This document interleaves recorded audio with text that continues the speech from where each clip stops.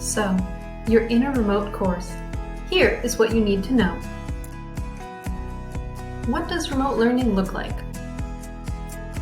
Synchronous is a remote online component at the same time with the expectation that everyone will be present. Here's an example.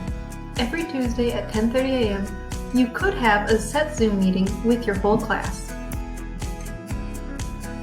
Asynchronous is a remote online component that has a more flexible time frame and where participation may not happen at the same time for everyone.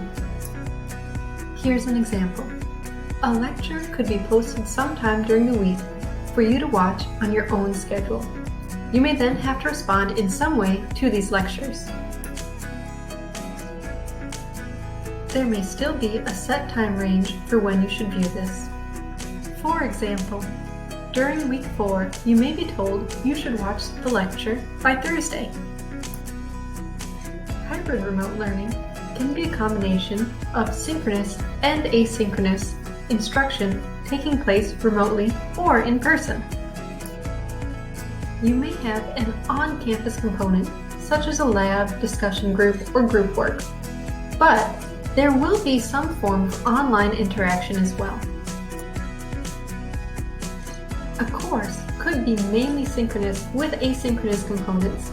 For example, you may log in to a live synchronous session and then have an asynchronous discussion of that lecture on Canvas. Your professor may change the format or expectations for the class.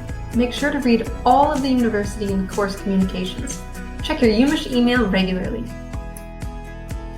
Make sure to have access to a computer with internet access. This is the best case scenario.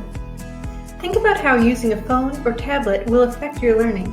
Let your professor know if you are using one of these devices with the course so they know where you're coming from. Make sure that computer or device has reliable access to the internet/Wi-Fi. Click the blue letters for resources on Wi-Fi access. If you have questions, make sure to talk to your professor